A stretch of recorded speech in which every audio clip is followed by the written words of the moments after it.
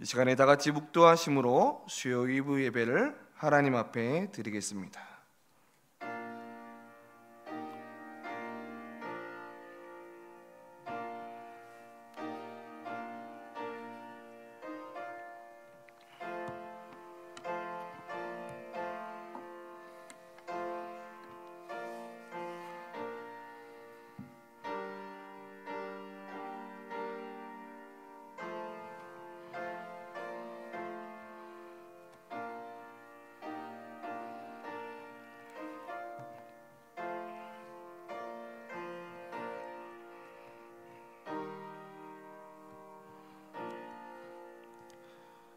다 같이 사도신경으로 우리의 신앙을 고백합니다.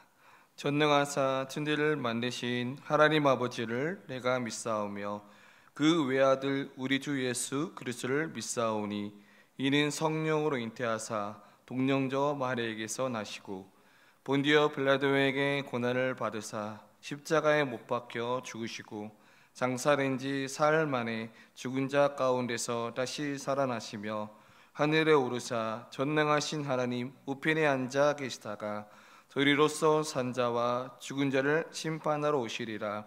성령을 믿사오며 거룩한 공예와 성도가 서로 교통하는 것과 죄를 사하여 주시는 것과 몸이 다시 사는 것과 영원히 사는 것을 믿사옵나이다. 아멘. 찬송가 545장 찬송 부른 후에 이현님 집사님께서 대표 기도해 주시겠습니다.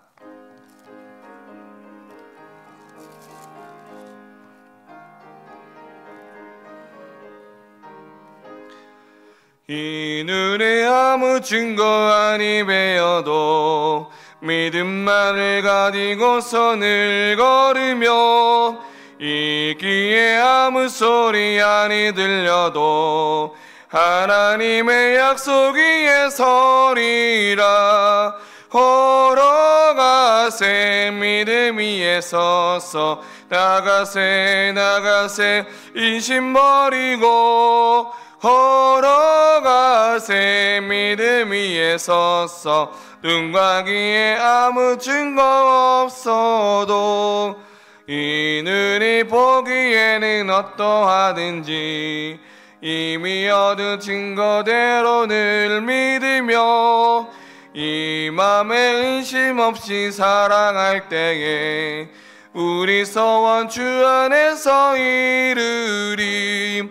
걸어가세 믿음 위에 서서 나가세 인심 버리고 걸어가세 믿음 위에 서서 눈과 귀에 아무 증거 없어도 주님의 거룩함을 두고 맹세할 주 하나님 아버지는 참 미쁘다. 그 귀한 모든 약속 믿는 자에게 잊지 못할 무슨 일이 있을까. 걸어가세 믿음 위에 서서 나가세 인심 버리고 걸어가세 믿음 위에 서서 눈과 귀에 아무 증거 없어도.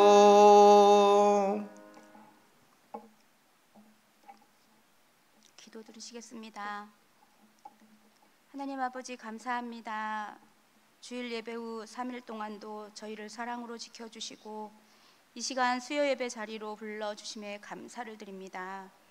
우리의 모든 삶을 주관하시며 날마다 함께 동행하시는 하나님께 우리의 온 마음과 정성을 다하여 드리는 예배를 기쁘게 받아주시고 성령의 충만함을 허락하여 주시기를 원합니다. 주님의 은혜 가운데 살아왔음을 고백하지만 우리의 연약함으로 인해 주님의 뜻을 온전히 따르지 못하고 세상의 유혹과 욕심에 흔들리며 주님이 기뻐하시는 사랑과 섬김의 삶을 살지 못한 저희를 용서하여 주시고 회복의 은혜를 베풀어 주시기를 원합니다. 나는 변하지 않으면서 남이 변하기를 원했습니다. 내가 먼저 손 내밀지 못하고 남이 먼저 손 내밀길 원했습니다. 우리를 주님의 은혜로 녹여주시고 주님의 손으로 고쳐주시며 주님의 가르침과 은혜로 변화시켜 주시기를 원합니다. 사랑의 주님, 우리 성민교회가 하나님의 말씀 위에 견고히 서서 세상의 빛과 소금의 역할을 잘 감당하는 믿음의 공동체가 되게 하시고 또한 가정교회로 준비하며 나아가고 있습니다. 모두 함께 기도하며 정말 주님의 사랑을 나누며 이웃을 돌아보며 성도들 가정마다 주님의 은혜와 기쁨이 충만하게 하시고 하나님의 뜻을 온전히 행할 수 있도록 믿음을 더하여 주시기를 원합니다. 이 시간 말씀 전하시는 심지영 목사님께도 함께 하시어 성령의 능력으로 충만케 하시어 주님의 말씀을 잘 선포하게 하시고 우리의 영혼이 새롭게 변화되는 은혜를 경험하게 하옵소서. 주님의 말씀을 통해 더욱 주님을 사랑하고 순종하는 믿음을 허락하여 주시기를 원합니다.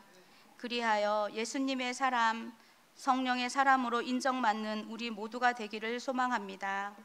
우리와 언제나 함께 하시고 또한 주님이 원하시고 기뻐하시는 삶의 모습으로 살아내기를 원하며 나의 힘이 되시는 예수님의 이름으로 기도드렸습니다.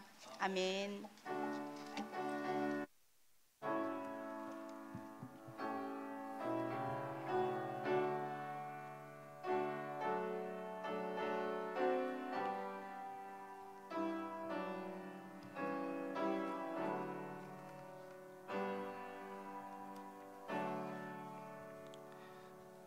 강구 소식 전하겠습니다. 주보를 참고하시길 바랍니다. 다음 주 주일 교육부장 회의가 오후 1시에 당회장실에서 있습니다. 학습 세례식이 4월 6일에 있습니다. 학습 및 세례, 유아 세례도 대상자분들은 이번 주 주일까지 사무실로 신청해 주시길 바랍니다. 나머지 강구는 주보를 참고해 주시길 바랍니다. 오늘 하나님께서 우리에게 주신 말씀은 마태복음 5장 1절에서 12절까지입니다.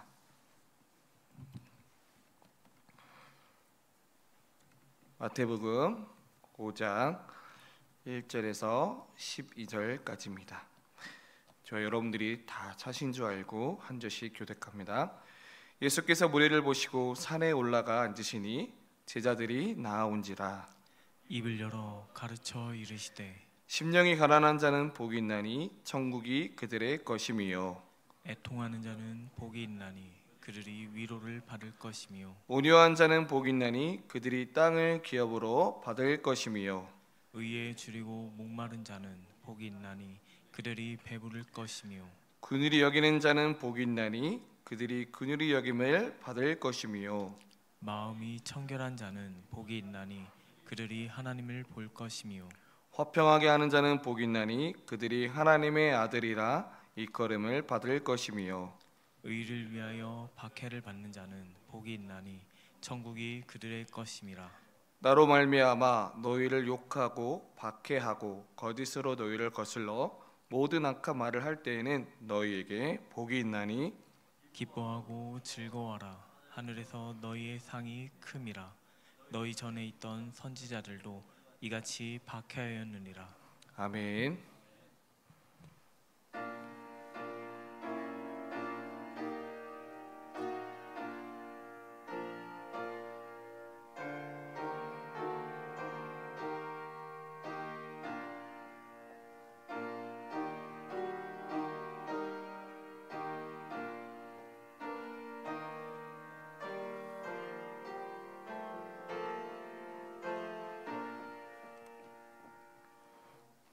헌금을 위해 기도합니다.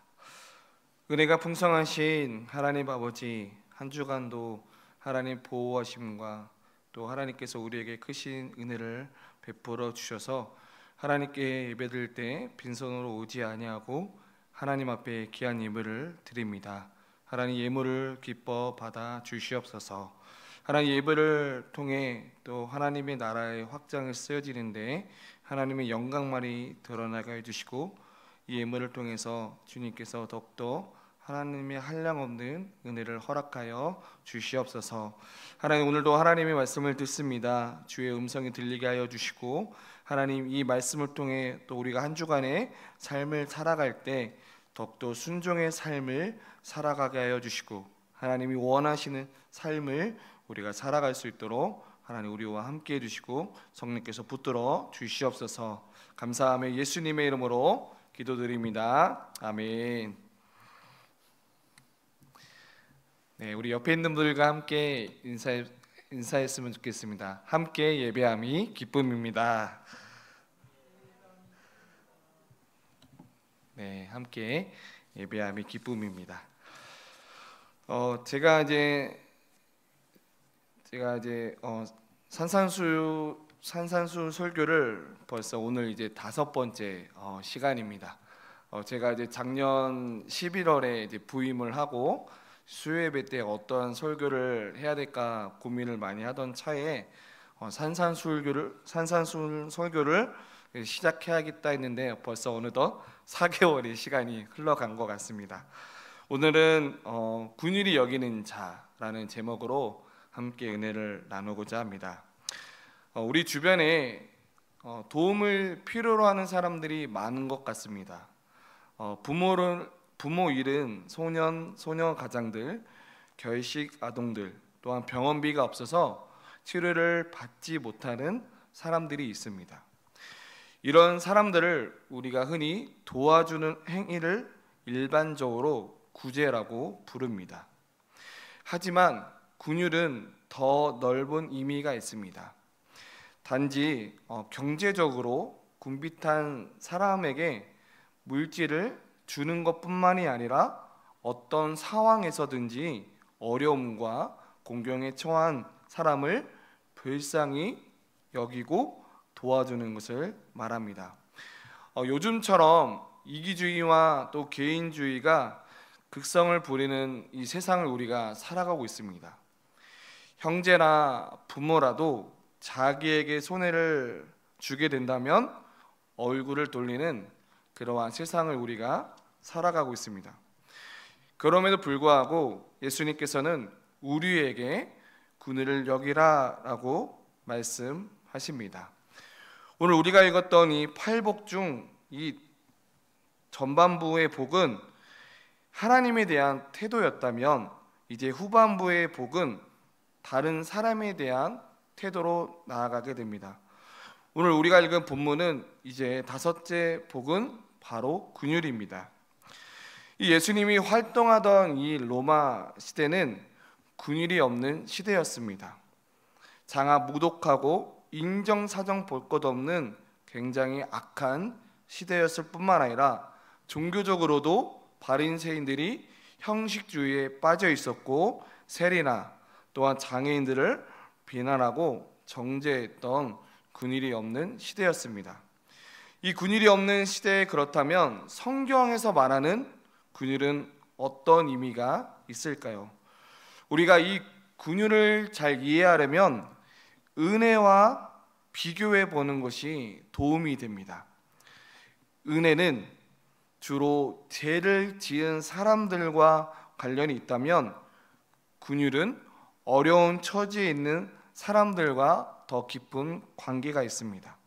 쉽게 말씀을 드리면 은혜는 죄를 전체적으로 바라보는 개념이라면 긍휼은 그 죄로 인해 고통받는 사람들의 상황을 내려다보는 개념입니다. 긍휼은 단순히 안타까워하는 그 마음을 넘어서 그 고통을 덜어주려고 하는 적극적인 의지를 포함한다는 것입니다. 조금 더 쉽게 말씀을 드리면 긍휼은 불쌍히 여기는 마음과 그 고통을 해결하라는 그 행동이 바로 합쳐진 것입니다. 예를 들어서 이런 것입니다. 누군가가 여러분에게 잘못을 했다고 합니다. 근데 그 잘못한 것에 대해서 세상의 눈으로, 세상의 관점으로 그 사람이 잘못했으니까 그 사람을 법대로 처리해야지라고 생각하고 행동하는 것은 근율과의 그 마음과는 정반대의 행동이라는 것입니다. 우리는 혹시 우리가 삶을 살아가면서 아직도 우리 마음 가운데 복수의 마음을 품고 있지는 않습니까? 아니면 고통 중에 있는 사람들, 심지어 원수들에게까지도 그늘과 친절한 마음을 품고 있는지요? 오늘 우리는 이 근율의 의미를 더 넓게 성경을 통해서 살펴보고자 합니다. 첫 번째로는 근율은 불쌍히 여기는 것입니다. 근율이란 무엇입니까? 사실 이 근율은 예수님이 새롭게 말씀하신 개념이 아닙니다. 이미 구약 성경 속에서 하나님께서 그 뜻을 정하셨고, 또한 예수님은 그 뜻을 다시 한번 상기시켜 주셨습니다.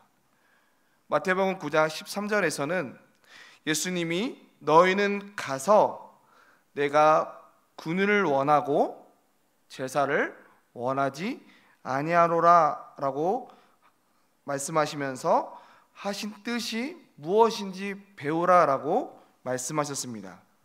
이 말뜻은 하나님께서는 제사라는 그 이식보다도 먼저 가난하고 연약한 사람들, 또 고통받는 사람들을 불쌍히 여기는 마음을 더 원하신다라는 뜻이 있습니다.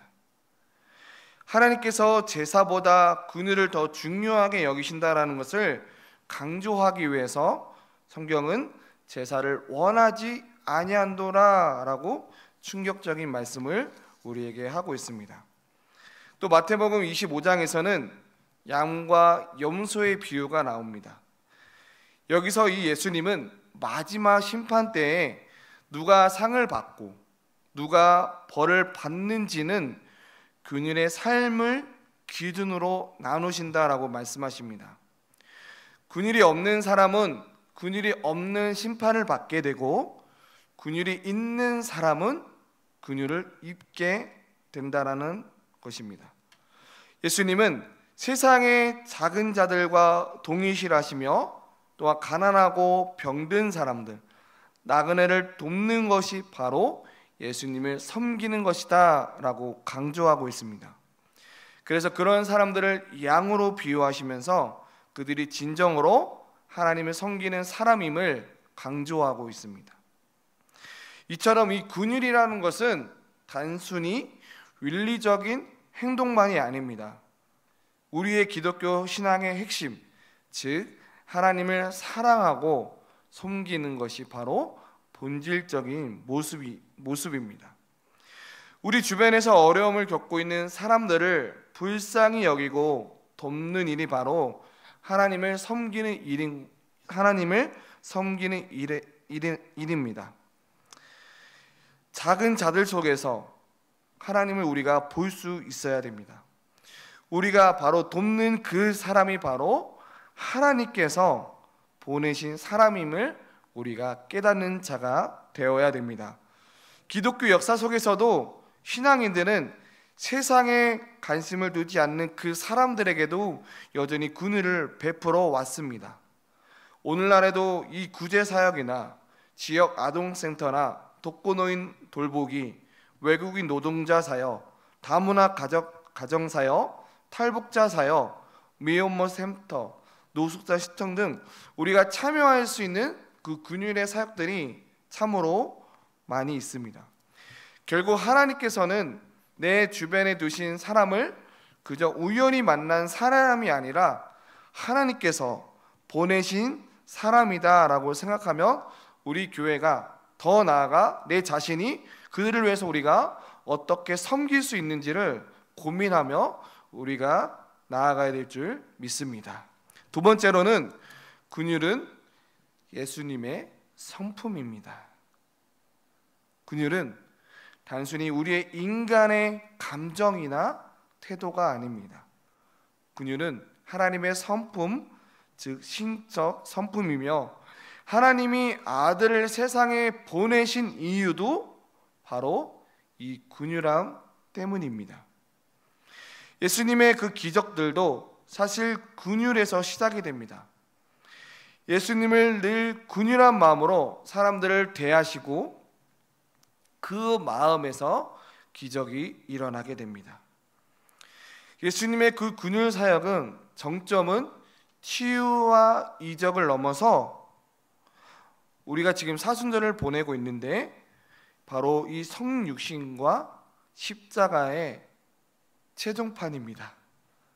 십자가는 예수님의 긍휼을 가장 완전하게 드러나는 사건입니다. 우리가 알고 있듯이 예수님은 죄를 전혀 지으신 적이 없습니다. 누구에게도 해를 끼치지 않으셨습니다. 그저 사람들에게 그 복음의 진리를 전파하시고 잃어버린 자들을 찾아 구원하시러 오셨다라는 것입니다. 그리고 그 예수님께서 십자가에 달리셨을 때 예수님은 오히려 자기를 못 박은 그 사람들을 보면서 어떻게 기도하시면서 말씀하셨습니까? 아버지여, 저들을 용서해 주시옵소서. 자기들이 하는 일을 알지 못합니다 라고 기도하셨습니다. 예수님은 그 고통 가운데 있음에도 불구하고 그들을 오히려 그 상황 가운데서, 그 고통 가운데서도 그들을 여전히 불쌍히 여겼고 그 긍휼한 마음으로 그들을 용서해 달라고 아버지께 기도하셨다라는 것입니다. 사실 이와 비슷한 기도를 또 다른 한 사람이 있었습니다. 그 사람이 바로 스데반입니다. 스데반은 자기를 돌로 치려고 하는 그 사람들을 향해서 이렇게 기도합니다. 이 죄를 그들에게 돌리지 마옵소서. 그들이 하는 일을 알지 못합니다 라고 기도합니다. 어떻게 보면 이 스데반과 예수님처럼 그들을 불쌍히 여기고 또한 그 고통 가운데 또한 그 돌에 맞음에도 불구하고 그들을 여전히 긍휼히 여기는 마음이 있었습니다. 하나님은 우리가 긍휼을 베풀 수 있도록 우리에게 은혜를 주셨습니다. 그런데 왜 우리는 긍휼을 베풀 수 있는 자가 됐을까요? 그 이유는 우리 또한 하나님의 긍휼을 먼저 경험한 사람입니다. 사실 우리가 경험해 본 적 없는 일을 하라고 하면 매우 어려워하는 경향이 있습니다.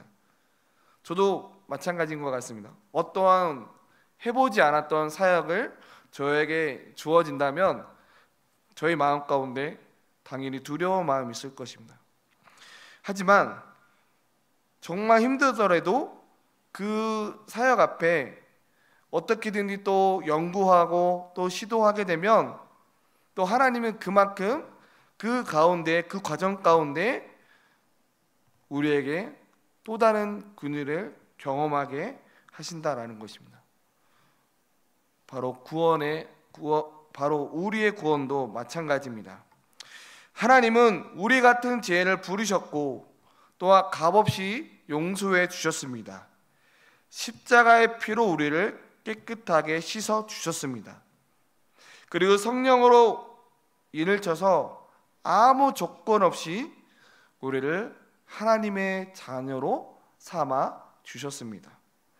하나님이 우리를 구원하신 것은 그냥 마음이 내켜서 하신 일이 아니다라는 것입니다.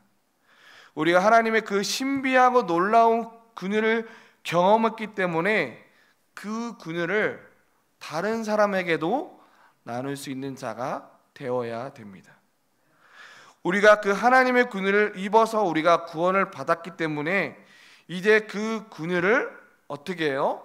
다른 이들과 나누는 하나님의 자녀가 되어야 됩니다.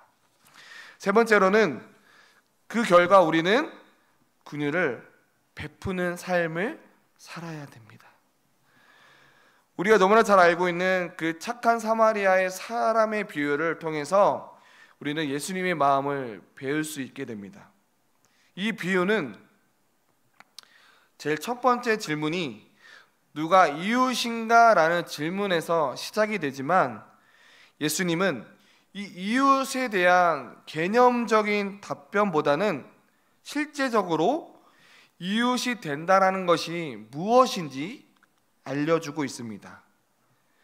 이 잠깐 스토리를 설명을 드리면, 이 착한 사마리아 사람은 강도 만난 사람을 봤을 때 그 사람의 공경을 이해할 수 있는 눈이 생겼습니다. 그리고 그것과 더불어서 불쌍히 여기는 마음이 선한 사마리아에게 있었습니다. 바로 그늘의 눈과 그 마음이 사마리아에게 있었습니다. 누군가의 고통을 이해하고 불쌍히 여기면서 그 사람과 함께하고자 하는 그 마음, 그 사람의 처지에 들어가서 그 경험을 나누는 것, 그리고 지금 그 강도로 인해서 그 사람의 상황을 정확하게 파악하고 신속하게 행동하는 것이 바로 그 그늘의 손과 발이 있었습니다. 그래서 이 사마리아 사람은 상처의 기름과 포도주로 응급처치를 하고 또한 싸매어 주고 자기가 탄 짐승에 태워 더 안전한 곳으로 데려갔습니다. 그리고 밤새 간호하면서 그 사람을 돌보았습니다. 그는 그 사람의 문제가 해결될 때까지 책임을 지고 지속적으로 도움을 주기 위해서 후속 조치도 취하면서 그 과정에서 다른 사람과 협력하는 모습을 보여주었습니다. 이게 바로 진정으로 이웃이 되는 길입니다. 이웃이 누구나를 따지지 않고 그 공경에 처한 사람을 위해 자기의 시간과 마음과 행동하는 것, 이것이 바로 긍휼의 모습입니다. 이 긍휼은 연약한 이웃에게만 적용되는 것이 아닙니다. 원수에게도 적용이 됩니다. 누군가를 불쌍히 여기려면 그 사람을 나와 같은 사람으로 보아야 합니다. 그럼 어떻게 해야 할까요? 가장 좋은 방법은 내가 그 다른 사람의 처지에 한번 생각해보고 서보는 것입니다. 아메리카 인디언의 그 견형 중에 이런 말이 있습니다. 다른 사람을 이해하려면 그 사람의 신발을 신고 적어도 1마일을 걸어보라 라고 이야기를 합니다. 이 말뜻은 우리가 상대방을 나의 기준으로 판단하고 평가하는 게 아니라 상대방의 입장에서 그 사람의 관점에서 생각하며 이해하는 것이 중요하다는 것을 알려주게 됩니다. 예화를 2개 정도 설명을 하려고 합니다. 첫 번째 예화는 한 겨울에 이 두 수도사가 산길을 가고 있었습니다. 이 눈보라가 몰아치기 시작합니다. 그들은 길가에서 쓰러져 있는 한 노인을 발견하게 됩니다. 그 노인은 숨은 붙어 있었지만 만약에 그대로 두고 간다면 얼어 죽을 것 같았습니다. 한 수도사는 그냥 지나쳤습니다. 다른 수도사는 그 노인을 업고 가기로 결정했습니다. 그 수도사는 그 노인을 업느라 시간이 너무 오래 걸렸고 온몸에서 땀이 나기 시작했습니다. 그러나 얼마 후 시간이 지난 후 앞서가던 그 수도사를 보니 그는 추위 속에서 결국 쓰러져 죽게 되었습니다. 이 이야기는 우리가 이 긍휼을 실천해야 된다는 중요한 교훈을 줍니다. 긍휼을 실천할 때 하나님은 우리를 불쌍히 여기신다라는 것입니다. 형통할 때나 역경을 당할 때나 하나님께서 언제나 우리를 불쌍히 여기시고 곁에 계십니다. 그렇기 때문에 우리는 무엇을 지금 두려워하고 있으십니까? 누구를 무서워하고 있으십니까? 세상은 여전히 매정합니다. 세상은 잔인합니다. 때로는 더럽고 악한 곳일 수 있습니다. 하지만 우리가 삶 속에서 속해 있는 사업장에서, 우리가 속해 있는 가정에서, 우리가 속해 있는 직장에서 긍휼을 베푸게 된다면 이 병든 사회를 치유하고 고통과 절망 속에 있는 사람들에게 긍휼의 마음으로 다가가게 된다면 그곳이 바로 긍휼의 현장이 될 줄 믿습니다. 저는 지난 화요일에 화요 전도 팀들과 함께 전도를 나가게 되었습니다. 부임하고 이제 전도대원들과 이제 함께 전도 이렇게 구호를 외치고 이제 이렇게 선부역 쪽으로 이제 걸어가게 됐습니다. 근데 걸어가면서 많은 권사님들이 이제 이야기를 해줍니다. 목사님, 많은 핍박들이 있을 것입니다. 엄청나게 핍박할 거고요. 교회에 대한 욕도 할 거고요. 엄청난 핍박이 다가올 겁니다라고 저에게 굉장히 두려운 마음을 줬습니다. 하지만 다행인 건 선부역 쪽으로 걸어가면서 이제 전도를 하는데 그 두 가지 반응을 제가 이 전도를 하면서 보았습니다. 한 사람은 전도지를 받고 이렇게 표현하게 됩니다. 감사합니다라고 표현했지만 또 다른 한 사람은 전도지를 나눠준 걸 그냥 제 앞에서 확 던지고 가버리는 것입니다.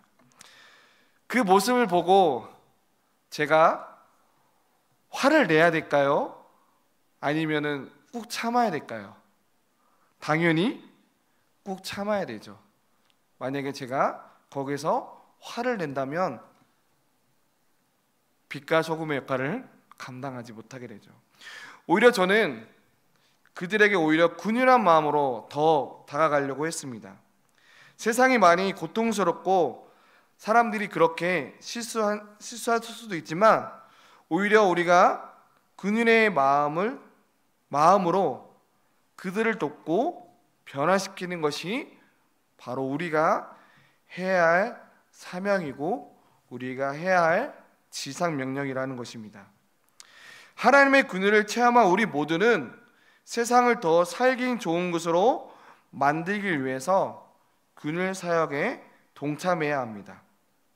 만약 여러분들이 시간적인 여유가 된다면 전도대원들과 함께 할 수 있으면 참으로 좋을 것 같습니다. 그 결과 하나님의 백성으로서 예수님의 제자로서 우리가 해야 할 일을 우리가 바로 이 일입니다. 네 번째로는 이 긍휼을 또한 베푼 결과 네 번째로는 긍휼에는 상급이 있다라는 것입니다. 긍휼을 베푸는 사람에게는 상급이 있는데 그 상급은 두 가지 상급이 있습니다. 첫 번째 상급은 바로 자신도 긍휼을 여김을 받는다라는 것입니다. 오늘 우리가 읽었던 마태복음 5장 7절에서 말씀하신 것처럼 긍휼히 여기는 자는 복이 있나니 그들이 긍휼히 여김을 받을 것이다 라고 말씀합니다. 이 말씀을 통해 긍휼을 베푸는 사람은 결국 자신도 긍휼을 받게 된다라는 그 사실을 알 수 있습니다. 다른 복음은 다른 산상수 설교와는 다르게 이 다섯 번째 복은 긍휼을 반복적으로 강조하고 있습니다. 긍휼을 베푸는 자가 받는 복은 그 긍휼 자체라는 것입니다. 그래서 우리가 사람들로부터 긍휼을 여김을 받는다라는 것은 우리가 긍휼을 베푸면 주변 사람들도 우리를 긍휼히 여기신다라는 것입니다. 인간관계뿐만 아니라 하나님과의 관계에서도 힘은 대로 거둔다라는 이야기입니다. 내가 다른 사람을 불쌍히 여기고 도와주면 그들도 나를 불쌍히 여겨주고 도와줄 가능성이 커다라는 것입니다. 그래서 우리가 먼저 긍휼을 베푸게 되면 결국 주변에서도 그 긍휼을 되돌려 받게 된다라는 것입니다. 두 번째로는 상급은 하나님으로부터 긍휼을 받는다라는 것입니다. 하나님께서 우리가 긍휼을 베풀 때 그에 대한 용서와 보호와 축복을 주십니다. 이러 하나님의 긍휼은 사람의 긍휼과 비교할 수 없이 영원한 복과 은혜로 나타나게 됩니다. 하나님 우리가 그늘을 베풀 때 그 마음을 보고 특별한 은혜와 사랑으로 응답해 주신다라는 것입니다. 말씀의 결론을 맺겠습니다. 오늘 우리는 이 마태복음 5장 1절에서 12절을 통해서 긍휼을 여기는 자라는 주제와 함께 묵상했습니다. 긍휼은 단순히 도움을 필요한 사람들에게 물질적으로 지원하는 것 그 이상의 의미를 가진다라고 이야기했습니다. 그리고 그들과 고통과 어려움을 진심으로 이해하고 그들과 함께하려는 마음이 중요하다는 것입니다. 그리고 그런 긍휼은 예수님을 따라 하나님의 성품에서부터 비롯된다라는 것입니다. 그러기에 예수님은 우리에게 긍휼한 마음을 가지고 이웃을 섬기고 심지어 원수까지 사랑하라라고 말씀하셨습니다.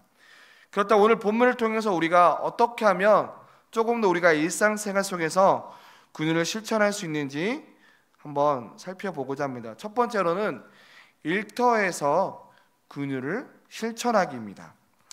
직장 내에서 동료들이나 부하 직원들이 어려움을 겪고 있을 때 그들의 고통을 공감하고 지원하는 것이 고통을 실천하는 방법입니다. 예를 든다면 이런 것입니다. 팀원이 힘든 상황에 처해 있을 때 그들의 부담을 덜어주기 위해서 함께 일에 부담을 나누거나 진심 어린 위로의 말을 건넬 수 있습니다. 또한 직장 내에서 인간관계가 어려워지는 순간들이 있다면 오히려 그들을 비난하거나 정죄하는 대신 이해하고 기다려주고 용서하는 마음을 가지는 것도 바로 일터에서 긍휼을 실천하는 방법입니다. 두 번째로는 가정에서 긍휼을 실천하기입니다. 우리가 바쁜 일정을 보내다 보면 가족들과의 시간이 부족할 때가 있습니다. 그리고 그들을 필요로 하는 감정적 지원을 제공하는 것이 중요합니다. 특별히 자녀들이 힘들어할 때 그들의 이야기를 귀 기울여주고 또한 격려하고 또는 남편이나 아내나 배우자가 스트레스를 받을 때 함께 나누는 그 시간을 가짐을 통해서 또한 부모님이나 시부모님께서 도움이 필요할 때 자주 연락을 드리거나 직접 찾아가서 돌봄의 손길을 전하는 것이 바로 가정 안에서의 긍휼의 실천이 될 수 있습니다. 마지막으로는 기도로 긍휼을 실천하기입니다. 기도는 우리에게 큰 힘이 됩니다. 내가 할 수 있는 물질적인 그 도움을 넘어서 그들이 겪고 있는 어려움을 위해서 함께 기도하고 하나님의 긍휼을 간구하는 것도 중요한 실천입니다. 그래서 이 목장 안에 기도 제목을 나누는 것이 너무나 중요하다는 것입니다. 목장 안에 누군가가 힘들어하고 있다면 목장 안에 그 목원들을 위해서 다 같이 함께 기도해주는 그런 가정교회의 모습들, 가족이나 또한 친구들, 심지어 전혀 모르는 이웃을 위해 기도하게 된다면 그들에게 하나님의 긍휼과 자비가 임할 수 있도록 간구하는 것이 바로 우리가 삶 속에서 기도로 긍휼을 실천하기입니다. 결국 이 긍휼을 실천하는 삶은 단순히 타인을 돕는 것 이상을 의미합니다. 그것은 우리가 하나님을 닮아가고 그분과의 관계에서 누리는 사랑의 열매임을 아시고 우리의 작은 그 긍휼이 세상에 큰 변화와 기쁨을 가져올 수 있다는 것을 믿고 우리가 그 긍휼에 실천하는 삶을 살아갈 때 하나님께서 원하시는 삶을 우리가 살 수 있는 자가 될 수 있습니다. 사랑하는 우리 모든 성도 여러분, 일터에서 긍휼을 실천하시고 가정에서 긍휼을 실천함을 통해서 기도로 또한 긍휼을 실천함을 통해서 하나님이 한 주 동안 우리의 삶 가운데 역사하시고 인도하실 그 하나님을 기대하면서 한 주간의 삶을 살아가는 저와 여러분들 되시길 간절히 소망합니다. 우리 함께 찬양하면서 기도하는 시간 갖겠습니다. 찬송가 427장입니다. 찬송가 427장.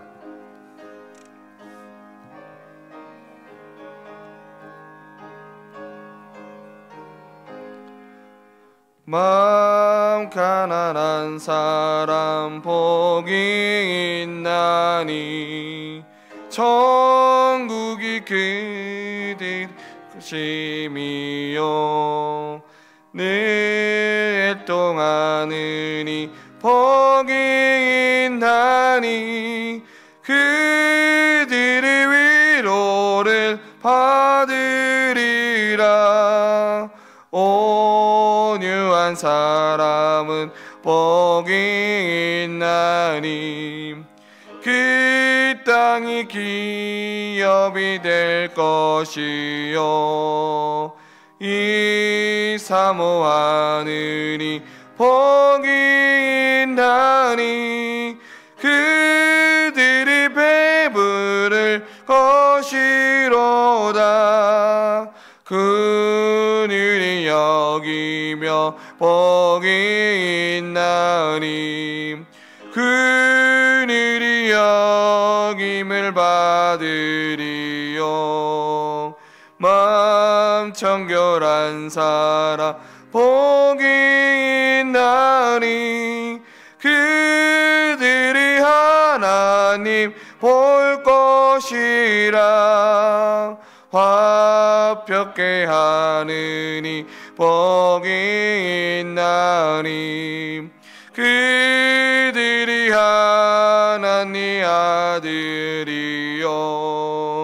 핍박을 받느니 복이 있나니 천국이 그들의 것임이라. 주의 영 보면 복이 있나니 하늘의 큰 상을 받으리라. 성부와 성자와 성령께 영광 영원히 돌리세 할렐루야.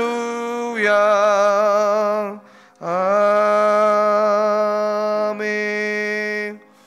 우리 함께 말씀을 생각하면서 함께 기도했으면 좋겠습니다. 우리 이웃을 향한 그늘을 실천할 수 있는 마음을 달라고 우리가 함께 기도했으면 좋겠습니다.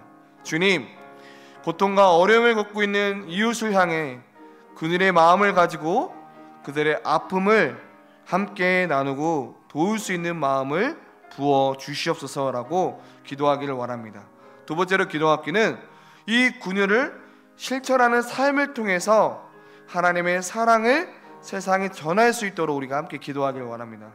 하나님, 우리가 이 하나님의 그늘을 깊이 경험하고 그 사랑을 세상에 나누며 살아갈 때에 그 삶을 통해서 주님의 자비와 사랑이 드러나서 고통받는 이웃들에게 희망과 위로를 전할 수 있는 저를 사용하여 주시옵소서, 저를 쓰임받게 하여 주시옵소서라고 이 시간 우리 하나님 앞에 기도하기를 원합니다.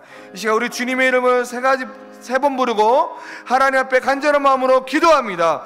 주여, 주여, 주여. 하나님 아버지 감사합니다. 하나님, 오늘 그늘이 여기는 자라는 제목으로 함께 말씀을 나눴습니다. 하나님, 예수님께서 걸어가셨던 그 그늘, 우리에게 함께 그 그늘을 살아가는 자가 되기를 합니다. 하나님, 주님, 내 마음 가운데 더욱더 어려움을 겪고 있는 그 이웃을 향해서 그들의 마음을 주시고 그들의 아픔을 함께 공감할 수 있는 마음을 허락하여 주시옵소서.